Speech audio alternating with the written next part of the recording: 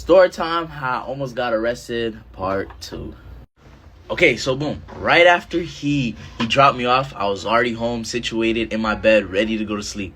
So after he called me, I didn't even think twice. I ran outside the house with no shoes, no nothing.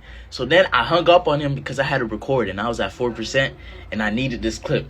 So after I got the clip, I ran farther than I was supposed to. And I see no cop, no nothing. So as I'm running back, I see cops entering my neighborhood. And then I got stopped by a state trooper. And he was like, where am I going? I'm like, I'm heading home. He was like, all right, cool. Have a good night. So as I continue running, I got stopped by another police.